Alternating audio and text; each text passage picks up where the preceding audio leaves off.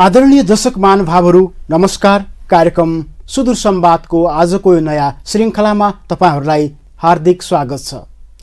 दर्शकबिन, यस कार्यक्रममा हामी विभिन्न व्यक्तित्वहरूसँग समसामयिक विषयमा संवाद गर्ने गर्छौँ। आजको कार्यक्रममा हामीले एकजना अतिथिलाई हाम्रो स्टुडियोमा निम्ताएका छौँ। उहाँ हुनुहुन्छ बेतकोट उद्योग वाणिज्य सङ्घका महासचिव युवा व्यवसायी रामचन्द्र रेग्मी। आज उहाँसँग हामी कञ्चनपुर जिल्लाको बेतकोट क्षेत्रमा स्थापना भएको दैजी छेला औद्योगिक क्षेत्रको बारेमा रहेर उहाँसँग हामी संवाद गर्नेछौँ। आउनुहोस् उहाँलाई कार्यक्रममा स्वागत गरौँ। नमस्ते, यहाँलाई स्वागत छ कार्यक्रममा। धन्यवाद। टिभी टुडे सम्पूर्ण परिवारलाई हार्दिक धन्यवाद छ।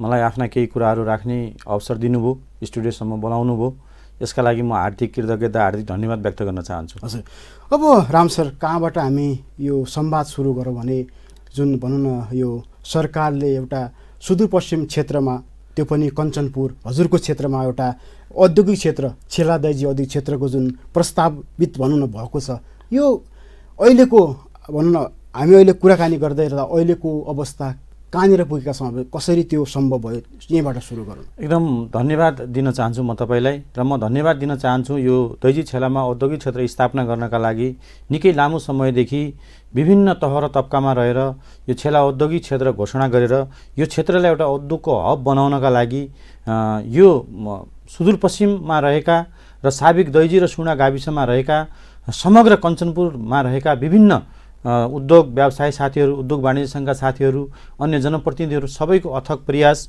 र नेपाल सरकारले पनि दैजी छेलाको जुन रहेको क्षेत्र छ यो क्षेत्रलाई एउटा उद्योगको हब बनाउनुपर्छ भन्ने उद्देश्यका साथ 7वटा प्रदेशमा जुन औद्योगिक क्षेत्र घोषणा गर्ने अभियानका साथ यो हाम्रो सुदूरपश्चिम प्रदेशको एउटा मात्र औद्योगिक क्षेत्र जुन दैजी छेलाको 2वटा सामुदायिक वनहरू, जयशङ्कर बेतकोट सामुदायिक वन र जनचेतना सामुदायिक वनलाई समेटेर झन्डै 900 बिघा जतिको क्षेत्रफलमा रहेको क्षेत्रलाई औद्योगिक क्षेत्रका रूपमा अगाडि बढायो र सरकारका विभिन्न निर्णय र प्रक्रियागत ढङ्गले त्यसलाई अगाडि बढाउँदै जाँदा र स्थानीय सरकार र यो क्षेत्रमा रहेका सामाजिक सङ्घ संस्थाहरू र त्यहाँ रहेका सामुदायिक वनहरूको अत्यन्त राम्रो सहयोग, सद्भाव र त्यहाँ जसरी पनि औद्योगिक क्षेत्र स्थापना गर्नुपर्छ भन्ने उद्देश्यका साथ सबैले जुन साथ र सहयोग दिनुभयो, त्यसको फलस्वरूप आज मलाई लाग्छ औद्योगिक क्षेत्रले आफ्ना धेरै निर्माणका धेरै चरणहरू पार गरेको छ। अब अन्तिम चरणमा औद्योगिक क्षेत्र अगाडि बढिरहेको छ।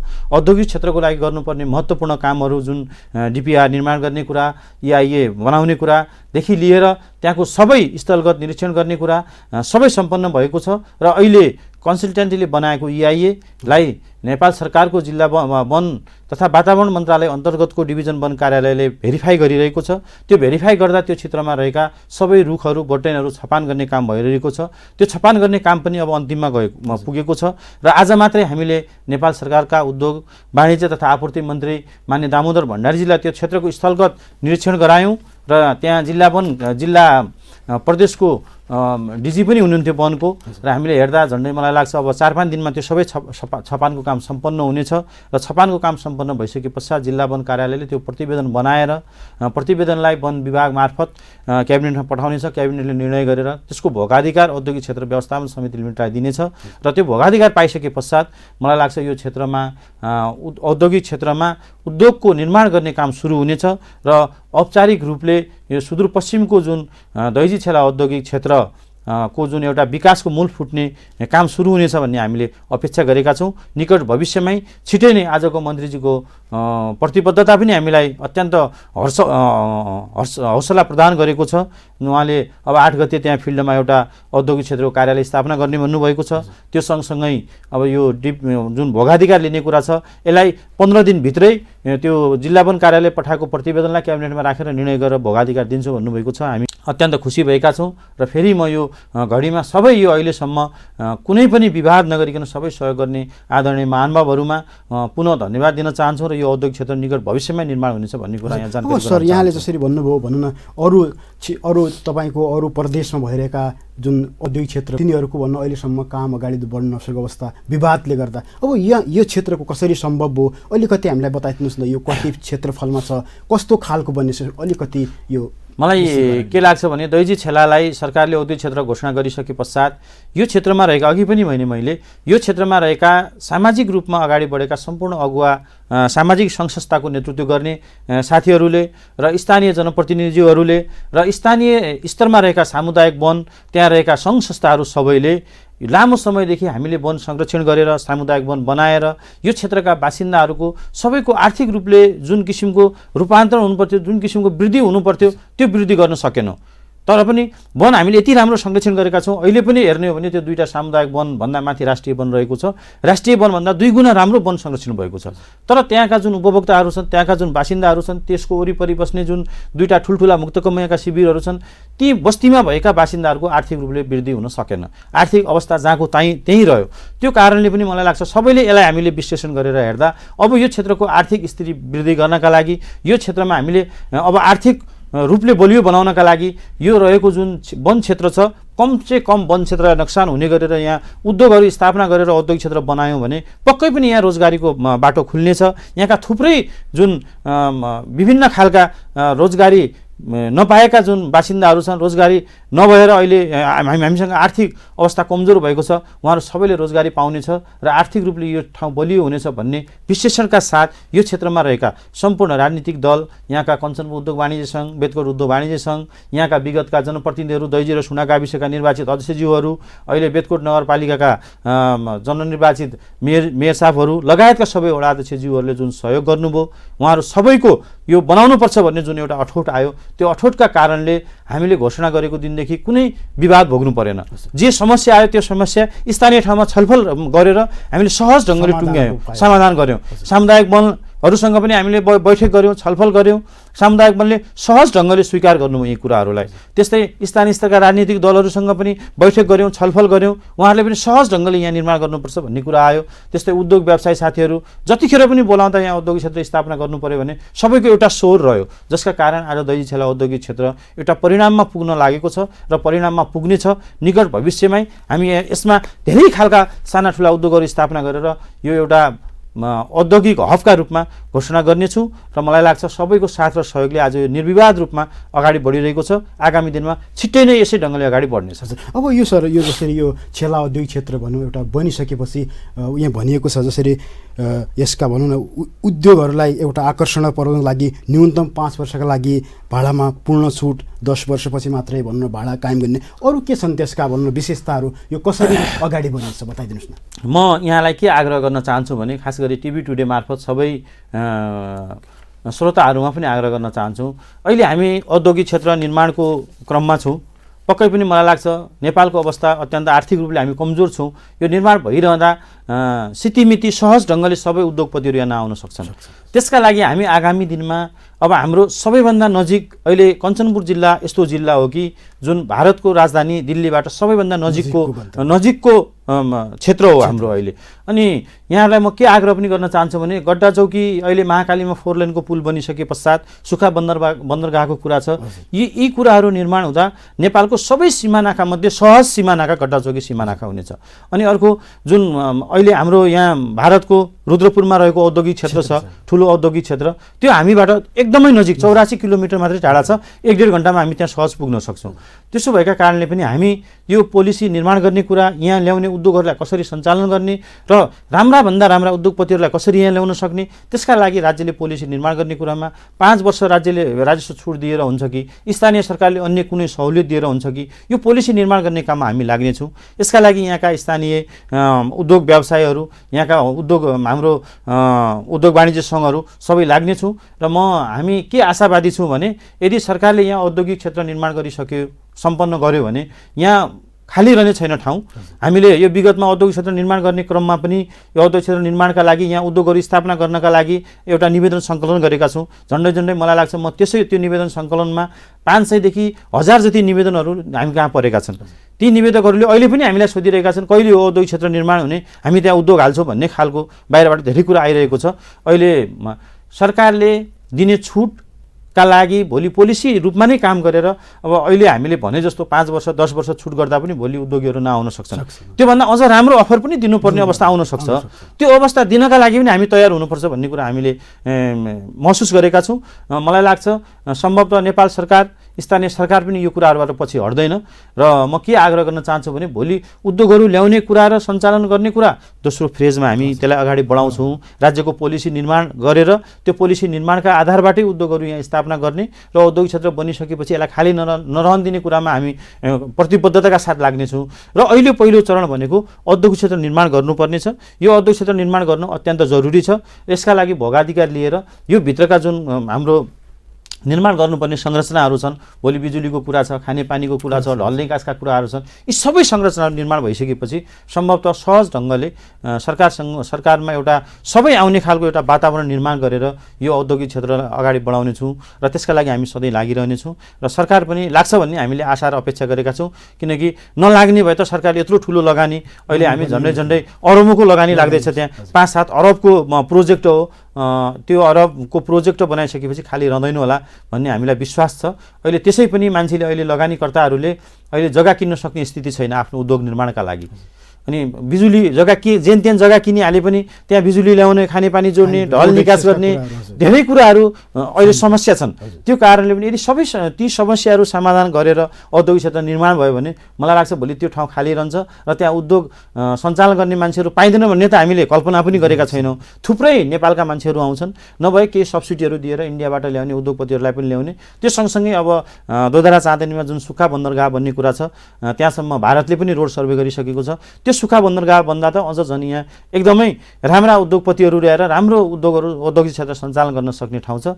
यसका लागि हामी सबै लाग्नुपर्छ। जसरी अहिले औद्योगिक क्षेत्र निर्माणका लागि लागेका छौँ, भोलि यसमा औद्योगिक क्षेत्र निर्माण भइसके पश्चात उद्योगहरू स्थापना गर्नका लागि पनि यो क्षेत्रका सम्पूर्ण महानुभावहरूको साथ र सहयोग रहनेछ र हामी यसलाई अत्यन्त राम्रो एउटा नेपालको नमुना औद्योगिक क्षेत्रका रूपमा सञ्चालन गर्न सक्छौँ भन्ने हामीले विश्वास लिएका छौँ। पक्कै पनि सर, अब यो भन्नु एउटा सुदूरपश्चिम क्षेत्रको एउटा गौरवको विषय पनि हो। र जसरी आज भनौँ न हाम्रा उद्योग मन्त्री दामोदर भण्डारीज्यूले पनि निरीक्षण गर्नुभएको छ, अब कसरी यसलाई भन्न द्रुत गतिमा काम अगाडि बढाउने के प्रतिबद्धता उहाँले गराउनुभयो? सर्वप्रथम त म आज उद्योग वाणिज्य आपूर्ति मन्त्री जसरी हाम्रो निम्तालाई फोनबाटै उहाँलाई हामीले निम्ता गऱ्यौँ, त्यो फोनको निम्तालाई पनि सहर्ष ढङ्गले स्वीकार गरेर हाम्रो एकदम खुसीका साथ जुन औद्योगिक क्षेत्रको स्थलको निरीक्षण गर्नुभयो र हाम्रा त्यहाँ रहेका उद्योग व्यवसाय साथीहरूलाई एउटा सान्त्वना दिने आफ्ना प्रतिबद्धता राख्नुभयो। त्यसका लागि म उद्योग वाणिज्य आपूर्ति मन्त्रीलाई बेतकोट उद्योग वाणिज्य सङ्घको तर्फबाट र मेरो व्यक्तिगत तर्फबाट उहाँलाई अत्यन्त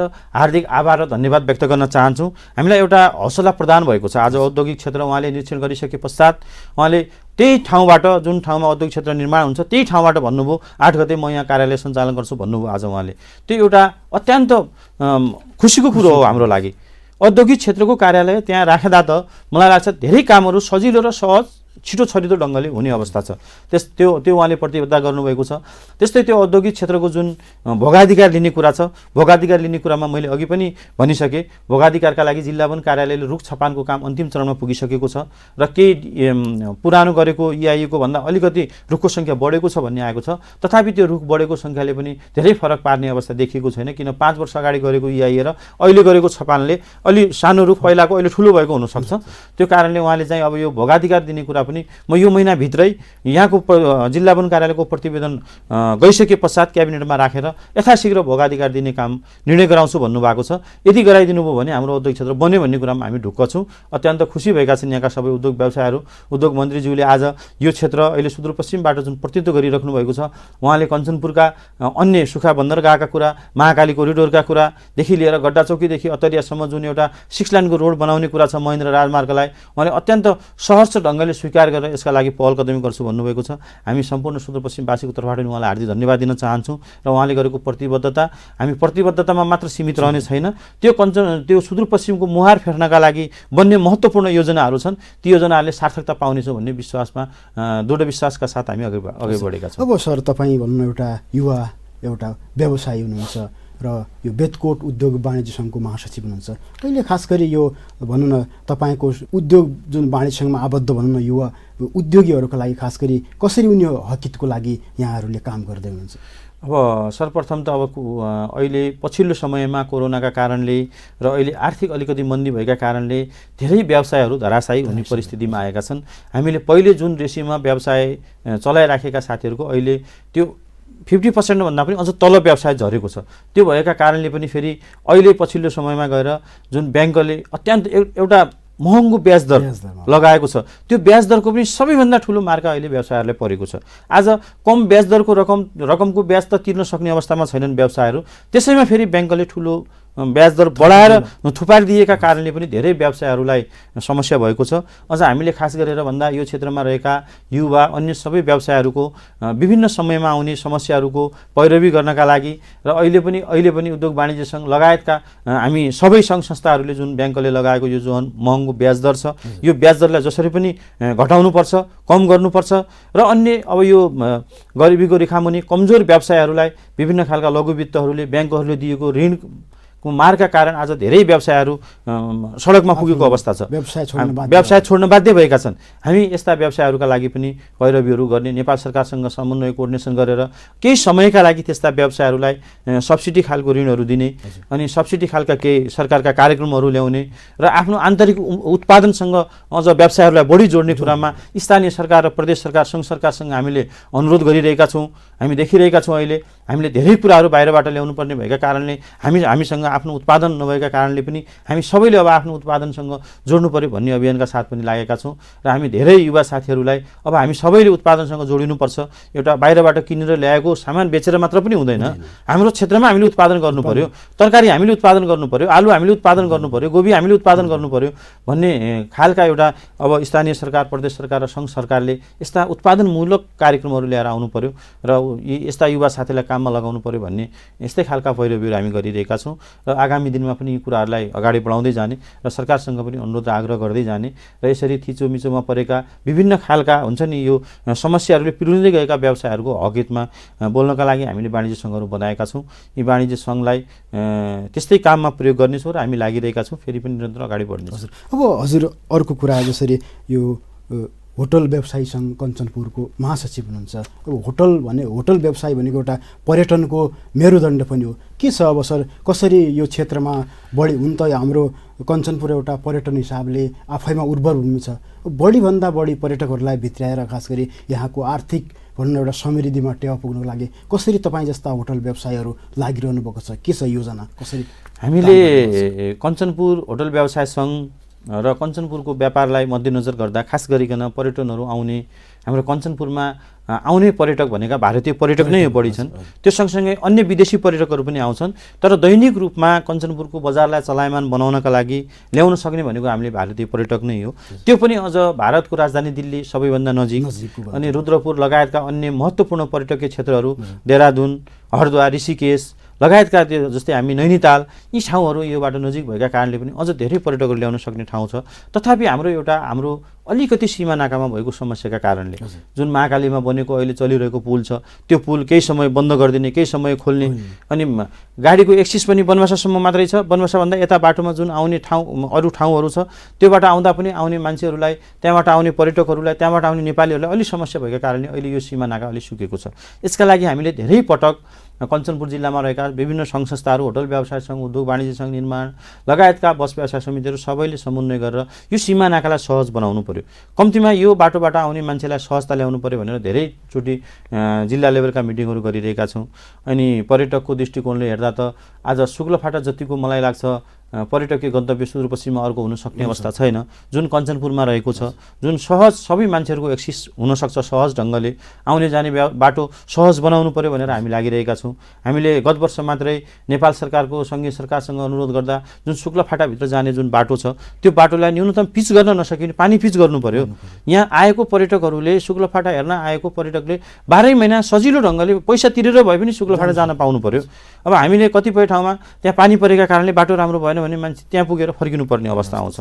त्यो अवस्थाबाट टाढा रहोस् भनेर हामीले त्यो पानी पिच बनाउनु पर्यो भनेर बाटो अगाडि सारेका थियौँ।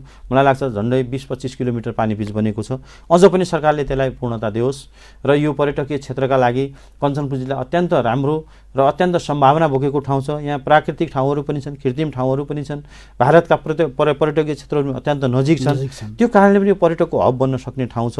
तर अहिले हाम्रा सानो सबैभन्दा बढी समस्या सीमा नाकाको नै रहेको छ।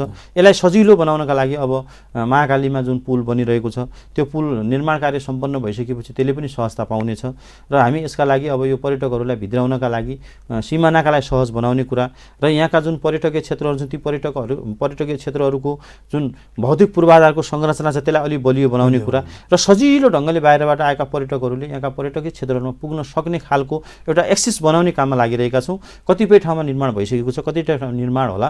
सम्भवतः मलाई लाग्छ हामीले सङ्घीय संरचनामा गइसके पश्चात, स्थानीय तहको निर्वाचन भइसके पश्चात अहिले दोस्रो कार्यकालमा स्थानीय तहको निर्वाचन जनप्रतिनिधि चलिरहेका छन्। यो चलिरहँदा अघिल्लो कार्यकालमा धेरै पर्यटकीय क्षेत्रहरूमा सजिलो ढङ्गले बाटा निर्माण भएका छन्, त्यहाँ भौतिक संरचना निर्माण भएका छन् र यसपटक पनि होला हामी आशावादी छौँ यी पर्यटकीय क्षेत्रहरूले निर्माण काम सार्थकता पाउनेछन्। यहाँ आउने सबै पर्यटकहरू रमणीय भएर जानेछन् र कञ्चनपुर जिल्ला पर्यटकको अत्यन्त उर्वर भूमि पनि हुनेछ र यहाँ धेरै साथीहरू ल्याउनेछौँ र हामी यहाँ रहेका सबै होटल व्यवसायहरूले, उद्योग व्यवसायहरूले र यहाँ आउने पर्यटकहरूलाई अत्यन्त सम्मानका साथ, आदर सत्कारका साथ हामीले यदि विदाय गर्न सक्यौँ भने मलाई लाग्छ यो क्षेत्र पर्यटकको हब बन्न सक्ने ठाउँ छ र यसमा अब यहाँ सबैको साथ र सहयोग हामीले अपेक्षा गरेका छौँ। यहाँ रहेका सम्पूर्ण आदरणीय जनसमुदायहरूले पनि यहाँ आउने पर्यटकहरूप्रति माया गर्नुपर्ने जरुरी छ। आज बाहिरबाट आउने पर्यटकले कम्तीमा एक दिन मान्छे महेन्द्रनगरको होटलमा बस्यो भने त्यसले किराना पसलमा व्यवसाय गर्ला, त्यसले अर्को ठाउँ हरेक सबै ठाउँमा त्यसले आर्थिकसँग जोडिने भएका कारणले अहिले भारतीय पर्यटक नै प्रमुख पर्यटकका रूपमा हामीले लिनुपर्ने जस्तो हामीले लागेका छौँ। कतिपय ठाउँमा अब भारत र नेपाल आउन जान सहज हुने भएका कारणले मान्छेहरूले भारतीय पर्यटकलाई पर्यटकै होइन कि भनेर पनि सोचिरहेका छन् कि, तर त्यस्तो होइन जस्तो लाग्छ मलाई। भारतीय पर्यटक आज दिनमा हामी पूर्णागिरीको मेला चलेको बेला महेन्द्रनगरमा 50,000 मान्छे आइरहेका हुन्छन्। बजार महेन्द्रनगरका व्यापारीहरूले बाहिर फर्डमा सामान राखेर पनि व्यापार चलिरहेको हुन्छ। त्यो कारणले मान्छे जति हामी भित्र ल्याउन सक्यौँ त्यति हामी आर्थिक रूपले बलियो हुन्छौँ, पर्यटकीय रूपले पनि बलियो हुन्छौँ भन्ने कुरा हामी यहाँहरूका माझमा राख्न चाहन्छौँ। र हामी अब यो पर्यटकहरू भित्राउनका लागि विभिन्न खालका पर्यटकीय क्षेत्रको संरचनागत विकासदेखि यहाँ आउने पर्यटकहरूलाई अत्यन्त सम्मान, आदर सत्कारका साथ विदाय गर्ने र उहाँहरूसँगको रिलेसन सम्बन्धलाई अझ राम्रो बनाउने कुरामा लागि परेका छौँ। अब हजुरको भनौँ न यो होटल व्यवसाय सङ्घ कञ्चनपुरको आगामी योजना के छ, अलिकति छोटकरीमा भन्नुहुन्छ? अब हामी होटल व्यवसाय सङ्घको आगामी योजना हामीले खास गरेर यसपटक प्रदेश सरकारसँग हामीले माग गरेका थियौँ एउटा खाद्य मेला गर्नु पर्यो भनेर। अहिले पछिल्लो समयमा हाम्रो जुन परम्परागत रूपले हामीले खाँदै आएको अत्यन्त स्वास्थ्यका लागि पनि लाभदायक हुने अनि परम्परागत रूपले हामीले बनाउँदै आएका खानेकुराहरू लोप हुँदै गएका छन् विभिन्न समुदायहरूमा। त्यसको जगेर्नाका लागि हामीले यसपटक कञ्चनपुर होटल व्यवसाय सङ्घले एउटा खाद्य मेला गर्ने भन्ने तयारीका साथ अगाडि बढेका छौँ। त्यसका लागि प्रदेश सरकारलाई हामीले एउटा प्रपोजल पठाएका थियौँ, केही रकम विनियोजन गरिदिएको छ र त्यसलाई हामी अत्यन्त राम्रो ढङ्गले सुदूरपश्चिममा रहेका थारू समुदायका खानेकुराहरू र सुदूरपश्चिममा विभिन्न जात जाति भाषा भाषीका आफ्नै खालका पकवानहरू छन्, खानाहरू पकाउँछौँ हामी। विभिन्न जिल्लाका फरक फरक छन्। यी सबै खानाहरूको एउटा परम्परागत खानाहरूको संरक्षण गर्ने उद्देश्यका साथ यी सबै खानाहरूलाई एउटा स्टलको रूपमा राख्ने र सबै यो क्षेत्रमा रहेका आदरणीय जनसमुदायहरू, आदरणीय आमाबुवा दाजुभाइ दिदीबहिनीहरू सबैले त्यो खाद्य मेलामा आएर आफ्नो लोकल खानालाई खान सक्ने एउटा सौहार्दपूर्ण वातावरणमा एउटा खाद्य मेला बनाउने कि भनेर हामी तयारी गरिरहेका छौँ। सम्भवतः त्यो कति चाँडो सकिन्छ सरकारसँग हामीले प्रदेश सरकारसँग सम्झौता गरेर चाँडोभन्दा चाँडो त्यो हामीले त्यो एउटा खाद्य मेला गर्ने र यो क्षेत्रमा अहिले कोरोनापछि धेरै होटल व्यवसायहरू अहिले एउटा खालको व्यवसाय छोड्नुपर्ने बाध्यता छ। तिनका लागि पनि सरकारसँग विभिन्न खालका सब्सिडीका कुराहरू माग्ने र ती व्यवसायहरूलाई कसरी अझ जगेर्ना गर्न सकिन्छ, कसरी अगाडि बढाउन सकिन्छ भन्ने योजनाका साथ लाग्ने र अन्य होटल व्यवसाय साथीहरूलाई एकत्रित गरेर अब होटल व्यवसाय गर्दा पर्ने जुन सानातिना समस्याहरू छन् ती समस्या समाधानका लागि होटल व्यवसाय सङ्घले पैरवी गर्दै अगाडि जाने र होटल व्यवसाय साथीहरूको नेतृत्व गर्दै यो ठाउँलाई एउटा पर्यटकीय दृष्टिकोणले पनि होटल यस्तो ठाउँ हो कि जुन यहाँ आउने व्यक्तिको पहिलो खुट्टा नै होटलमा पर्छ र अनि यहाँका मान्छेले कस्तो व्यवहार गर्छन् भने त्यो होटल व्यवसायको गरेको व्यवहार प्रति त्यो मान्छेले अनुभव गर्छ कि यहाँ कस्ता मान्छेहरू बस्छन् भन्ने खालको अनुभव हुने भएका कारणले पनि हामी आदर सत्कारका साथ आउने अतिथिहरूलाई र आउने पाहुनाहरूलाई राख्ने र विदा गर्ने र यो क्षेत्रको यहाँका परम्परागत खानाहरू खुवाउने र व्यवसायको हर्कितका लागि लाग्ने ढङ्गले होटल व्यवसायसँग अगाडि बढिरहेको छ। हजुर, अब सर तपाईँ एउटा युवा व्यवसायी हुनुहुन्छ, होटल व्यवसायी आफै हुनुहुन्छ, अब अन्तमा तपाईँका योजनाहरू कसरी तपाईँको व्यवसायलाई अगाडि बढाउनलाई के काम गर्दै हुनुहुन्छ अन्तमा प्लिज? अब हामी योजनाहरू त धेरै तरिकाले अगाडि बढाइरहेका छौँ, तर पनि अहिलेको परिस्थिति अहिलेको समय अनुकूल हामीले भने जस्तो ढङ्गले सबै योजनाहरू अगाडि बढ्ने अवस्था देखिँदैन। आर्थिक रूपले पनि अत्यन्त देशको स्थिति कमजोर छ, त्यसैमा कोरोनाका कारणले धेरै व्यवसायहरू धराशायी भएका छन्। तथापि अहिलेको स्थितिमा सबै व्यवसाय साथीहरूले जुन स्थितिमा व्यवसाय गर्दैछौँ त्यो यथास्थितिमा त्यो व्यवसायलाई सञ्चालन गरेर बाँच्नुपर्ने कुरा प्रमुख रहेको छ। त्यो कारणले हामी अहिले व्यवसायले धेरै कमाउने, धेरै राम्रो गर्ने भन्दा पनि आफ्नो व्यवसायलाई कसरी जगेर्ना गर्ने भन्ने कुरामा नै प्रमुख प्राथमिकता राखेर हामी सबै व्यवसायहरूलाई अगाडि बढाइरहेका छौँ। त्यसका लागि मैले अघि पनि यहाँहरूलाई जानकारी गरेँ, जुन ब्याङ्कबाट ब्याज लिएर व्यवसायहरू सञ्चालन गरिरहेका छन् त्यो ब्याज दरलाई कसरी हुन्छ सरकारले त्यो ब्याज दर घटाउनका लागि हामी पहल कदमी गरिरहेका छौँ। र कञ्चनपुरको सवालमा जुन सीमा नाकामा रहेको समस्या छ जसका कारण आउने पर्यटकहरू आउने यात्रुहरूले सहज ढङ्गले आउन सकेका छैनन्, जसले व्यवसाय राम्रोसँग चलाउन सकेको छैन, त्यो सीमा नाकालाई सहज बनाउनका लागि हामी सरकारसँग पहल कदमी गरिरहेका छौँ। त्यस्तै हामी स्थानीय उत्पादनहरूलाई प्राथमिकतामा राख्ने, स्थानीय उत्पादनहरूलाई होटल व्यवसायहरूले प्रयोग गरेर त्यसलाई हामी चाहिँ बिक्री वितरण गर्ने, जसले गर्दा हामीभित्रको हाम्रो यहाँ रहेको आर्थिक स्रोत साधनहरू सबै हामी भित्रै केन्द्रित भन्ने ढङ्गले आर्थिक स्रोत पनि बाहिर नजाओस् भनेर यसलाई प्रमुख प्राथमिकता राखेर स्थानीय उत्पादनलाई पनि हामी प्रयोग बढी गर्ने। सबै होटल व्यवसायहरूलाई हाम्रो के आग्रह छ भने आफ्नो गाउँठाउँमा जे उत्पादन भएको छ त्यो कुराहरूलाई पकाएर बेच्ने कि काँचै बेच्ने कि जसलाई जसरी बेच्न सकिन्छ त्यसलाई बढी प्रयोग गर्ने, त्यसलाई बढी प्रयोग गर्दा सजिलो हुन्छ भन्ने ढङ्गले हामी त्यसलाई पनि प्राथमिकतामा राखेका छौँ। र अन्य अब अरू धेरै सुविधाका कुराहरू जस्तै विद्युत महसुलका कुराहरू छन्, अन्य अब खानेपानीका कुराहरू छन्, यी सबै कुराहरूमा सके जति सरकारसँग समन्वय कोर्डिनेसन गरेर एउटा व्यवसाय चलाउनका लागि सहुलियत माग्ने कुराहरू र आफूले पनि केही समय अब यो एउटा अलि अप्ठ्यारो बेला छ अहिले, यो अप्ठ्यारो बेलामा सङ्घर्ष गरौँ भनेर हामी सबैमा एउटा आत्मबल बढाइरहेका छौँ। तथापि अब यो आत्मबल बढाउँदै कतिपय व्यवसाय साथीहरूको व्यवसाय नै चलाउन सक्ने स्थिति छैन। त्यो हुँदाहुँदै पनि यस्ता योजनाका साथ हामी अगाडि बढिरहेका छौँ र सम्भवतः मलाई लाग्छ अब आगामी दिनमा यो सरकारहरूले जुन हाम्रो स्थानीय सरकार, प्रदेश सरकार, सङ्घ सरकार छन्, यी सरकारहरूले स्थानीय व्यवसायहरूदेखि लिएर विभिन्न व्यवसायमा संलग्न भएका सबैको व्यवसाय संरक्षण हुने ढङ्गले नीति तथा कार्यक्रम अगाडि ल्याउनेछन् र पक्कै पनि व्यवसायको हकितमा आउनेछ। र जुन अहिले यो एकदमै चर्को ब्याङ्कहरूले ब्याज लगाएका छन् यो ब्याज दर चाहिँ सरकारले जसरी पनि घटाउनुपर्छ भन्ने हामी सबैको माग रहेको छ। यो घटोस् र हामीलाई अलिकति सहज ढङ्गले व्यवसाय हुने परिस्थिति सिर्जना होस्, केही नभए पनि धेरै कमाइ नभए पनि हामीलाई बाँच्न सक्ने र हामीले सास फेर्ने गरी आफ्नो व्यवसाय सञ्चालन गर्न सक्ने अवस्था सिर्जना होस् भन्ने आशा अपेक्षा राखेका छौँ भन्ने कुरा यहाँहरूका बिचमा राख्न चाहन्छु।